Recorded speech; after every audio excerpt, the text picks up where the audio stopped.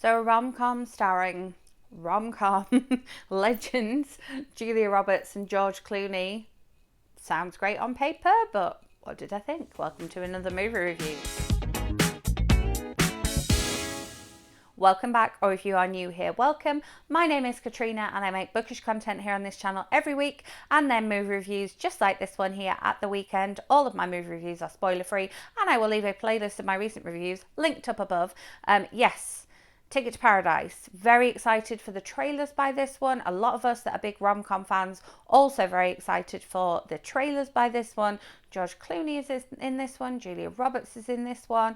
You know, rom-com legends. They are fantastic. I was excited to see them on the screen together. Also, very excited because I enjoy the acting of the actress that plays their daughter and daughter's best friend. And so was just generally kind of interested to see where this film was going and how it would be. Obviously, it's called Ticket to Paradise because it takes place in Bali, and because of the timings of when I went to see this one, I ended up seeing this one in iSense, which is that slightly bigger screen that you pay that little bit extra money for, but it was the timing of when I needed to see it. And so the Bali scenes were beautiful on the big screen. However, did they really need to be on the iSense screen? I think not. I think that this one would have been absolutely fine on a regular size screen, and also would be absolutely fine watching this one on your TV at home, on your laptop at home, on your smartphone at home. So I think overall I was a little disappointed in this one. I think that it's one of those where you do see the best bits on the trailer, and having watched the entire film, no spoilers, but there are moments from the very end of the film that you see in the trailer, which I think is quite unusual. Normally they don't like to give away a lot towards the end of a movie for fear of giving spoilers, but some of the scenes from the trailer were definitely from the end point towards the movie. We don't see a lot from the beginning of the film in the trailer. I think that George Clooney and Julia Roberts did a good job. I think that they were very much kind of kept true to their rom-com classic selves. I think that Billie Lourd did an excellent job. I think that she sort of carried the comedy of the rom-com aspect of the film. She was very funny. I liked her character, would like to see more from her character, would like her own spin-off, after Bali, what did she do? Because she was an interesting pickle.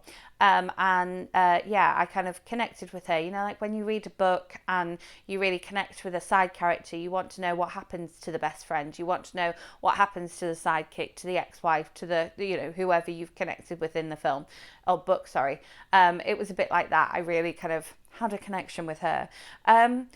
But yeah, overall, I would say, I was a little disappointed. I felt like you saw the best bits in the trailer. For me, it just felt like every sort of scene or every moment of action, every problem that the characters were faced with was very much on a surface level. And I would have liked to have just gone a little bit deeper. I feel like if this had gone straight to Netflix, I wouldn't have been surprised if it was like a Netflix original. I feel like perhaps I've seen better rom-coms as Netflix originals or Hulu originals or Amazon Prime originals. It just felt quite surface level and quite shallow. And I kind of expected better from this stellar cast with this expensive setting.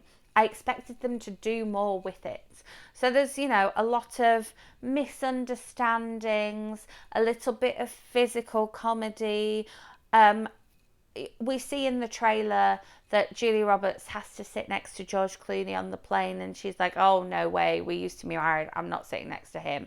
There was just a lot of them kind of throwing that constant low-level abuse at one another throughout the film, and it just got a bit old and a little bit tired. I was like, okay, they're having this interaction now. Oh no, now she's going to go, oh, not like when we were married, or now he's going to go, oh, just like when we were married. And then there's a moment where they come together as parents for their daughter, and it's like there's that competition.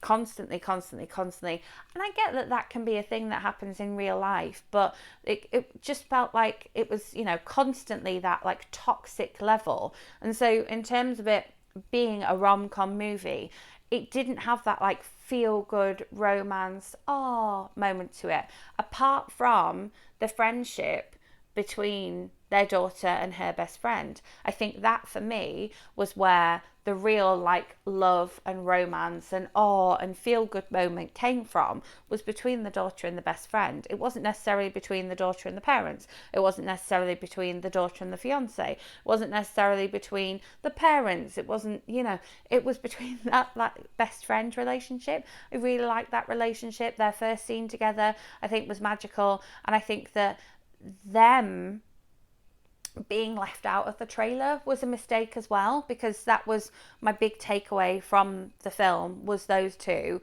and their relationship and wanting to know what happens next to them. Whereas I think we're supposed to care about George Clooney and Julia Roberts' characters and their relationship and their history and their, will this bring them back together or not? Which again is clear from the trailers, that's not a spoiler. Obviously it's an idyllic setting of Bali, but it did feel a little bit like the groom's family were getting made fun of a bit because they couldn't speak English, or because they had these traditions in their country for the wedding, and that like didn't sit well with me. And so that's why I feel like it was a little bit surface level as well. Felt like we could have gone deeper there, and like sort of children and other relatives were kind of like, they're not important, let's ignore them, for favor of like seeing a scene where George Clooney's looking out over his infinity pool and hearing the waves, or Julia Roberts is standing on the edge of a cliff and pondering her life. And yeah, and then there was a random side character that was attached to Julia Roberts as well that like didn't sit great. I feel they could have done a better job. The length was good, but the pace fell off as well. So in terms of the length, it was, your classic sort of hour and 40-ish, a little bit more than that. But the pacing again felt a little slow for what it was, and we kind of jumped from one scene to another. And again, this might be because they were adhering to COVID protocols. I do understand that filming has changed since then, especially films that are coming out now that were filmed more during the height of COVID. But I did feel like we could have had, a deeper understanding had the scenes been connected a little bit better as well. So overall, my always, should you pay your cinema going money to go and see this one? No, I don't think you should. I think even if you're a big rom-com fan like me and like all the other people in the cinema with me, it was a busy cinema.